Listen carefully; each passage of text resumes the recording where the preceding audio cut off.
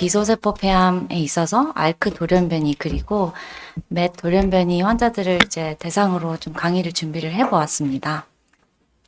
우선 알크랑 맷을 얘기하기 앞서 액체 생검 그리고 조직 생검에 대한 중요성을 말씀드리고자 합니다. 우리가 이제 비소세포 폐암에 있어서 사기를 진단받고 현암인 경우에는 추가적으로 유전자 검사가 필요합니다. 그 중에 이제 조직 검사가 되시는 분들도 있지만 일부 액체 생검으로 돌연변이를 확인을 해야 되는 경우가 있습니다.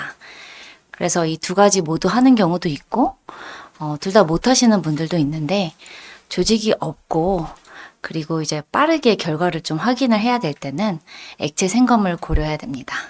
그래서 보시는 바와 같이 이렇게 액체 생검은 최신 기술로 혈액에서 암세포를 찾고 그 암세포의 유전자 돌연변이를 확인할 수 있는 굉장히 중요한 검사가 되겠고요. 다만 이 조직 생검도 동일하게 유전자 검사를 확인할 수 있지만 기관마다 결과가 나오는 시간이 조금씩 다릅니다.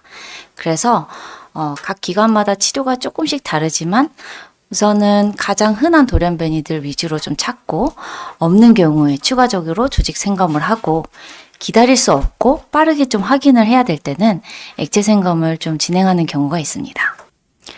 그래서 비소세포 폐암의 선암, 조직 생검 먼저 할 수도 있고 액체 생검을 먼저 할 수도 있지만 둘 다 하는 경우도 있고 결국은 환자분의 조직이 충분히 있거나 그리고 결과가 언제 나오는지에 따라서 조직 생검을 먼저 해서 유전자 검사를 고려할 수 있습니다.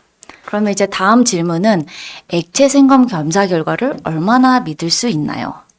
이제 우리가 암 DNA, 순환 종양 DNA이라고 하는데 여러 가지 검사 방법들이 있지만 저희 기관에서 주로 쓰는 거는 가던트 360입니다. 이 가던트 360도의 정확도에 대해서 궁금하신 분들이 많은데 이 조직 생검을 해야 될지 가던트 360을 해야 될지 고민을 할 때 제가 말씀드리는 부분은 두 검사 결과의 일치도는 약 90% 이상 됩니다. 즉 혈액에서 안 나왔을 때 대부분의 경우 조직에서 안 나오는 경우로 이제 설명을 드리고 있고요. 다만 이제 우리가 맷 증폭 같은 경우에는 조금 더 이제 조직의 RNA NGS를 통해서 우리가 확인을 할 수 있기 때문에 이런 부분에 있어서는 또 필요시 조직 검사를 하는 경우가 있습니다. 여러 가지 액체 생검 검사 결과들이 있는데 중요한 부분은 미국 FDA 승인을 받았는지에 대한 부분일 것 같습니다. 우리가 이 검사를 했었을 때 정말 정확한지 저희가 찾는 돌연변이가 나왔는지 이거를 이제 기대를 해야 되잖아요. 그래서 액체 생검을 할 때는 반드시 이제 가던트 360 같은 미국 FDA 승인받은 검사로 진행하는 것을 설명을 드리고 있습니다. 오늘의 이제 하이라이트는 맷 엑손 14 스키핑 돌연변이와 알크 돌연변이인데요. 여기 이제 테이블 표를 보면 FDA에서 여러 가지 돌연변이에 따른 약제들을 승인받은 테이블이 되겠습니다. 그 중에 흔하지 않은 돌연변이로 맷 엑손 14 스키핑 돌연변이가 있습니다. 그래서 여기 보시면 주로 이제 차세대 유전자 분석으로 확인을 하고 혈액이나 조직으로도 가능하고 두 가지 약제 칸마티닙, 테포티닙 이렇게 되어 있죠. 앞서 제가 말씀드렸던 조직 검사나 혈액으로 유전자 검사를 하도록 설명을 드렸던 이유가 맷 엑손 14 스키핑 돌연변이 외에도 사실 비소세포 폐암 선암에서 흔하진 않지만 로스1, EGFR 엑선 20번, KRAS G12C, HER2 돌연변이, 렛 돌연변이, NTRK, BRAF까지도 다양하게 있기 때문에 이 검사들을 한 번에 할 수 있는 검사는 이제 우리가 얘기하는 차세대 염기서열 분석법입니다. 보시는 바와 같이 조직으로 우리가 PCR 또는 NGS 검사를 할 수 있다고 되어 있는데요. PCR이라고 하는 거는 중합 효소 연쇄 반응 분석법이라고 해서 우리가 원하는 특정 유전자를 찾는 겁니다. 이제 차세대 염기서열 분석법은 조금 더 다양한 유전자 변이들을 한꺼번에 분석할 수 있기 때문에 좋지만 좀 시간이 걸린다는 점. 그리고 혈액으로도 이렇게 차세대 염기서열 분석법으로 다양한 유전자 변이를 확인할 수 있습니다. 그래서 우리가 비소세포 폐암의 유전자 변이를 살펴보면 이렇게 있는 부분은 아시아 계열이고 안쪽이 이제 웨스턴 파퓰레이션인데 보시는 바와 같이 우리나라에서 가장 흔한 돌연 변이는 EGFR 돌연 변이고 그렇지만 그 외에도 오늘의 주제인 알크와 맷도 이제 돌연 변이가 한 3% 정도 차지를 하고 있기 때문에 이러한 검사는 결국은 유전자 검사를 해야만이 알 수가 있습니다. 그래서 저희 기관에서 어떻게 하는지 좀 설명을 드리면 비소세포 폐암의 선암이 진단이 되었고 사기인 경우에 우선 EGFR, 알크, 로스, PDL1을 빠르게 확인합니다. 보통은 이 결과가 나오는 데까지 7일에서 10일 정도 소요가 되고 만약에 이렇게 유전자 돌연 변이가 나오면 이에 맞춰서 표적 치료제를 하면 됩니다. 근데 이제 표적 치료제 대상이 아닌 환자분들도 있죠. 그런 경우는 면역 항암제와 항암제를 같이 쓰도록 권고하고 있고요. 앞서 말씀드렸듯이 조직이 충분히 있으면 이렇게 조직 검사를 이제 NGS를 할 수 있고 또는 혈액으로 NGS를 진행을 해서 이렇게 흔하지 않은 돌연 변이들이 관찰이 되었을 때 우리가 표적 치료제를 쓸 수 있습니다. 저희 기관에서는 조직 생검으로 이제 NGS를 나가는 경우가 많지 않기 때문에 시간이 좀 소요되고 대략 한 4주 정도 소요가 되기 때문에 액체 생검을 이제 필요하면 좀 더 빠르게 진행하기도 합니다. 알크 양성 비소세포 폐암입니다. 보시는 바와 같이 처음 발견된 거는 2007년입니다. 그리고 나서 2011년에 1세대 표적 치료제인 크리조티닙이 나왔고요. 그 다음에 여러 가지 약제들이 나왔는데 대표적으로 2세대 알크 표적 치료제라고 하는 알렉티닙, 브리가티닙이 있었습니다. 이제 크리조티닙이랑 좀 달랐던 부분은 워낙 알크 환자분들이 뇌로 잘 전이가 되는데 이 크리조티닙이 이런 뇌 투과성이 없기 때문에 뇌에 대한 치료가 잘 안 됐던 게 현실이었습니다. 근데 2세대 알크 표적 치료제가 나오면서 알렉티닙, 브리가티닙은 현재 국내에서 승인이 되고 있고 1차 요법으로 사용하고 있습니다. 그래서 이게 이제 2015년 2차 요법으로 알렉티닙이 승인을 받았고 알렉티닙이 1차 요법으로 승인된 건 2017년, 브리가티닙이 승인된 거는 2017년 2차 요법으로 2020년 1차 요법으로 승인이 되었습니다. 그리고 잘 알고 계시는 3세대 표적 치료제인 로라티닙이 있는데요. 로라티닙은 2018년에 2차 이상의 요법으로 허가를 받고 2021년 1차 요법으로 승인이 되었습니다. 따라서 반드시 알크 양성 비소세포 폐암 환자에서 세포독성 항암제가 아닌 알크 표적 치료제로 반드시 치료해야 됩니다. 현재 우리가 이제 미국 NCCN 가이드라인에 따른 비소세포 폐암의 환자의 유전자 변이와 관련 항암제에 대해서 이렇게 나열을 해보았습니다. 오늘의 주제는 알크 표적 치료제인 브리가티닙, 크리조티닙, 로라티닙, 알렉티닙에 대해서 잠깐 말씀을 드리고요. 맷 엑선 14 돌연 변이에 있어서 캔마티닙 그리고 테포티닙에 대한 약제에 대해서 자세히 설명드리겠습니다. 알크 양성 비소세포 폐암은 전체 비소세포 폐암의 3에서 5% 정도를 차지를 하고요.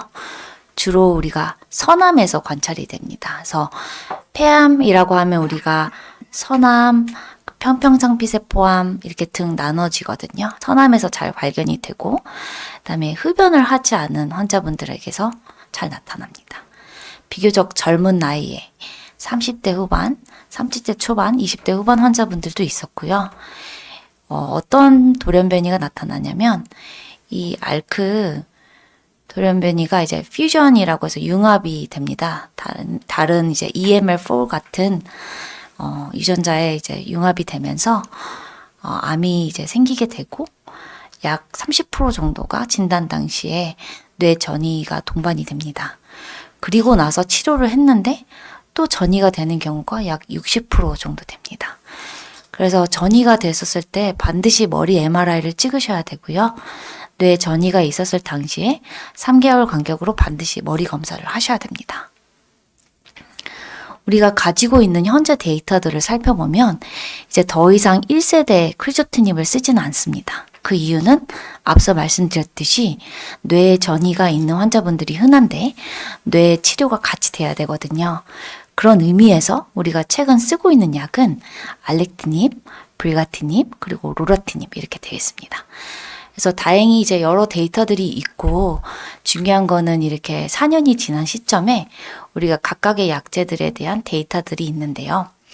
전체적으로 이렇게 보시면 될 것 같아요. 알렉티닙하고 브리가티닙은 효과 측면에서는 비슷하다고 보시면 됩니다. 제가 이렇게 PFS라고 영어로 적어놨는데 이게 무진행 생존기간에 대한 데이터거든요. 뒤로 가서 좀 더 자세히 설명드리도록 하겠습니다. 우리가 이제 1차 요법으로 2세대 브리가티닙 또는 알렉티닙을 썼었을 때 이어서 2차 요법으로 로라티닙을 쓸 수 있는데 그랬을 때 평균 치료 기간이 어느 정도 되냐라는 질문을 많이 받아요. 보시는 바와 같이 1차 요법으로 브리가티닙을 쓰고 2차 치료로 로라티닙을 썼었을 때 무진행 생존 기간은 약 25.6개월 정도로 우리가 보고 있습니다. 내성이 생기는 그 시점까지도 같이 알아보았는데 1차 치료를 하고 2차 치료를 하고 치료를 중단하는 그 시점을 로라티닙을 썼었을 때 37.2개월로 보고 있습니다. 여러 가지 2차 요법으로 다른 알크 표적 치료제를 썼었을 때와 2차 요법으로 로라티닙을 썼었을 때 훨씬 로라티닙의 데이터가 좋은 것을 알 수가 있고 그렇기 때문에 2세대 알렉티닙 또는 브리가티닙을 쓰고 나서 내성이 생겼을 때는 로라티닙으로 넘어가야 됩니다. 전체 생존 기간에 대한 데이터도 살펴보면 74개월 정도로 알려져 있습니다. 다만 저희가 여러 이제 학회 통해서 제시가 되고 있는 부분은 우리나라에서는 아직까지는 알렉티닙 그리고 브리가티닙만 보험이 1차 요법으로 되고 있고 로라티닙은 알렉티닙, 브리가티닙 실패 이후에 이제 보험이 되기 때문에 1차 요법으로 로라티닙을 쓰는 경우가 흔하진 않습니다. 이 크라운 데이터라고 해서 로라티닙과 크리조티닙을 비교한 데이터를 보면 무진행 생존 기간이 60.2개월로 기존에 알고 있던 2세대 알크 표적 치료제 알렉티닙, 브리가티닙보다 훨씬 길고 중요한 부분은 1차 요법을 하고 나서 실패했었을 때 2차 요법으로 넘어가지 못하는 환자분들이 있습니다. 제가 앞서 말씀드렸듯이 치료 기간을 오랫동안 끌고 갈 수는 있지만 그게 모든 환자들에게 해당이 되지 않기 때문에 앞으로는 로라티닙을 1차 요법으로 쓸 수 있으면 좋겠지만 보험이 되어야 현실적으로 좀 가능한 부분이 될 것 같습니다. 그래서 이 슬라이드는 로라티닙을 1차 요법으로 썼었을 때 5년 생존율에 대한 데이터를 2024년 이번 해에 제시가 된 건데요. 저희가 중요하게 보는 부분은 이 커브를 보면 이 파란색 부분이 로라티닙입니다. 그리고 이 빨간색 부분이 크리조티닙입니다. 이 커브는 전체 이제 우리가 무진행 생존 기간을 보는 건데요.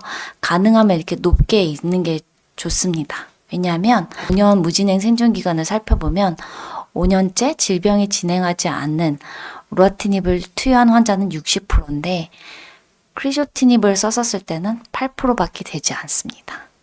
그렇기 때문에 가능하면 어쨌든 우리가 좋은 알크 표적 치료제로 치료를 해야 되고요. 뇌전이 부분에서도 알크 환자분들은 뇌전이가 워낙 흔하고 이러한 이제 곡소 치료가 동반이 되기도 하는데요. 로라티닙을 썼었을 때는 뇌 투과도가 우수하기 때문에 5년째 뇌로 전이가 되지 않고 치료를 받는 환자분들이 92%, 크리조티닙을 썼었을 때는 21%로 차이가 명확히 다릅니다. 다만 모든 약들이 그렇듯 로라티닙의 부작용에 대해서도 조금은 알고 계셔야 됩니다. 우리가 이제 부작용이라고 하면 약제와 관련성이 있는지 없는지 봐야 되는 건데요.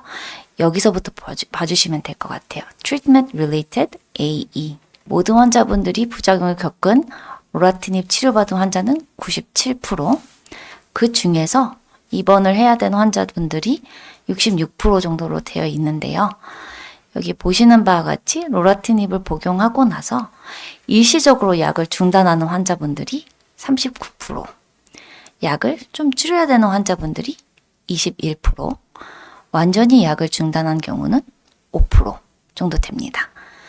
그럼 과연 어떤 부작용들이 있을까라고 환자분들이 물어보면 상당히 많은 환자분들이 고콜레스테롤 혈증, 고중성 지방 혈증, 즉 혈액 검사를 통해서 확인할 수 있는 이런 지표들인데 대부분의 경우 3개월 이내에 나타나는 부작용이라고 보시면 됩니다. 그 외에도 알부민 수치가 떨어지거나 고혈압, 그리고 우리가 간 지표로 알려져 있는 AST 상승, 그 외에도 고혈당이 있습니다. 일부 환자분들에서는 말초 신경병증이 있고요. 그다음에 살이 좀 찌기도 합니다. 마지막으로 흔하진 않지만 이 로라티닙은 인지 기능에 이제 좀 영향을 주기 때문에 기분이 조금 왔다 갔다 할 수도 있고요. 그다음에 심한 경우는 약간 선망 증상을 보이기도 합니다. 네, 굉장히 드문 부작용이어서요. 이러한 부작용에 대해서 이해를 해야 되는 이유가 앞서 보여드렸듯이 굉장히 환자분들이 치료를 오래 하기 때문에 오래 하는 만큼 약의 부작용의 관리가 중요하다는 부분이 되겠습니다. 아직까지 로라티닙, 로비큐아는 보험이 되지 않습니다. 그래서 우리가 쓸 수 있는 약은 미국에서 이제 제시하는 가이드라인은 이 세 가지입니다. 알렉티닙, 브리가티닙, 로라티닙. 다만 환자분들이 가장 궁금해하는 것은 알크 표적 치료제를 썼는데 중간에 2cm가 3cm 되는 경우가 있고 또는 없던 뇌전이가 생기는 경우가 있습니다. 조금 커졌는데 완전히 커진 거와 이제 구분을 해야 되잖아요, 저희가. 그 이유는 여기서 가이드라인에서 제시하는 거는 예를 들어서 2세대, 3세대를 쓰다가 무증상이지만 조금 커지는 병변이 있으면 사실은 같이 국소 치료를 하는 게 원칙입니다. 바로 약을 바꾸는 게 아니고. 그래서 완전히 커졌는지 또는 어느 정도 증상이 없지만 조절할 수 있는지는 의료진의 판단이 굉장히 중요합니다. 따라서 조금 커졌다고 해서 완전히 약을 바꾸는 게 아니고 치료를 이어서 하면서 국소 치료를 하는 것이 NCCN 가이드라인에 따른 알크 양성 비소세포 환자의 치료 방침이 되겠습니다. 원격 전이가 있으면 다양하게 있는 경우는 약을 바꾸도록 제시하고 있습니다. 또 하나 환자분들이 궁금한 것은 EGFR 돌연변이처럼 약을 쓰고 내성이 생겼을 때 추가적으로 조직 검사가 필요한지에 대한 부분을 많이 물어봐 주세요. 아직까지 EGFR 돌연변이만큼은 아니지만 알크에서도 조직 검사를 하는 것을 좀 설명을 드리는 부분이 일부 우리가 이제 선암이었지만 소세포 폐암으로 바뀌는 경우도 있고 평평상 피세포암으로 바뀌는 경우가 있고 또 우리가 아직은 약제는 없지만 다양한 임상 연구를 통해서 이런 알크 내성 기전을 극복할 수 있는 약들이 제시가 되고 있습니다. 그래서 만약에 원격 전이가 확인이 되고 조직 검사가 가능한 환자분에 있어서 추가적으로 조직 검사를 하고 이어서 치료하는 것을 권고드리고 있습니다. 지금까지는 알크 사기 폐암의 환자들에 대해서 이제 쓰는 약들을 설명을 드렸고 알크에서 최근 바뀐 데이터들이 있습니다. 이전까지는 우리가 수술적 절제가 가능하면 수술적 절제만 하고 보조요법으로 항암 치료를 했거든요. 근데 이제 추가로 이제 전체 폐암의 1기, 2기, 3기 환자들을 살펴보면 2기, 3기는 수술을 하고 나서 또는 수술을 하기 전에 면역 항암제를 쓸 수 있는 이런 연구 결과들이 나왔습니다. 다만 중요한 거는 EGFR과 알크 돌연변이가 없어야 됩니다. 그래서 혹시나 EGFR 돌연변이가 있고 알크 돌연변이가 있는 경우는 이 면역 항암제를 수술 전 그리고 수술 후 요법으로 추천드리진 않습니다. 다만 알크 환자분들에 있어서 추가적으로 우리가 쓸 수 있는 굉장히 좋은 약이 있습니다. 수술을 하고 나면 환자분들이 5년 동안 CT로 추적 관찰을 하는데 그 이유는 아무리 수술을 잘해도 일부 환자분들이 재발을 하고 그 재발하는 환자분들이 1기보다 2기, 2기보다 3기에서 좀 높습니다. 그래서 우리의 목표는 환자분들이 수술을 하고 나서 재발하지 않도록 하는 노력들이 있었는데요. 최근에 알리나 임상 연구 데이터가 나와서 소개드리도록 하겠습니다. 여기서는 1B라고 제시를 했지만 우리가 이제 이 병기를 계속해서 조금씩 보는 게 다르거든요. 이제는 9판까지 이제 나오고 있고 그렇기 때문에 원칙적으로 4cm 이상이면 이제는 1B가 아닌 2기입니다.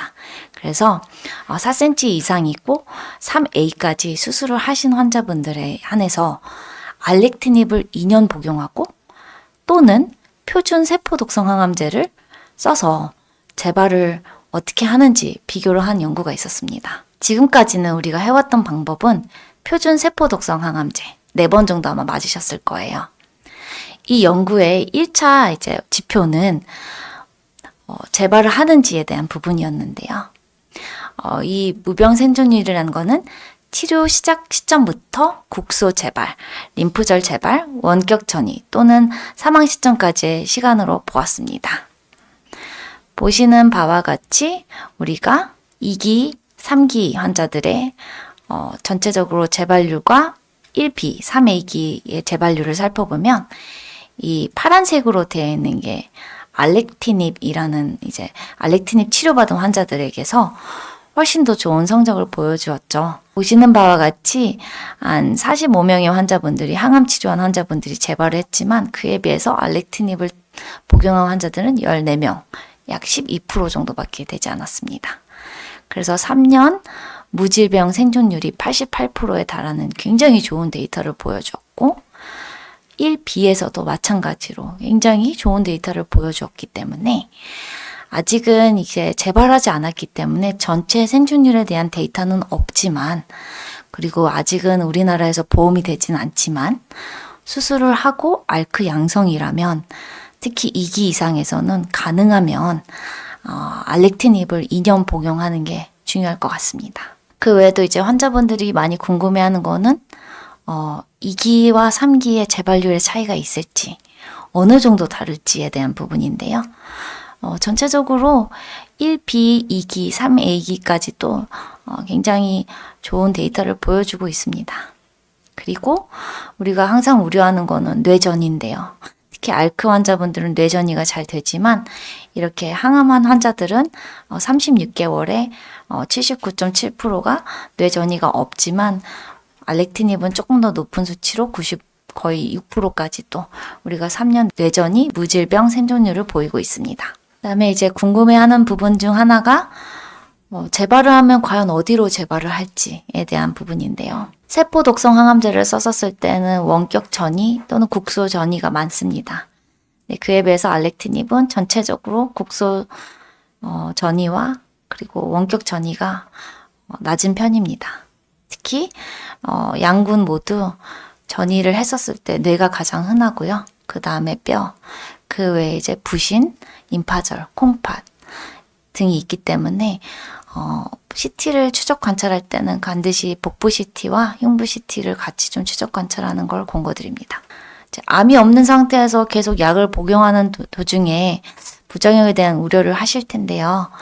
항암제에 대한 부작용은 대부분의 경우는 백혈구 수치가 떨어지고 면역력이 좀 떨어지는 부분들이 있는 반면에 알렉티닙을 복용을 했었을 때는 간 기능 상승, 그 다음에 이제 CK라는 지표가 좀 오를 수 있지만 대부분의 경우는 우리가 알렉티닙에 대한 그 부작용 관리를 잘 해왔기 때문에 큰 문제 없이 보조요법으로 드실 수 있습니다.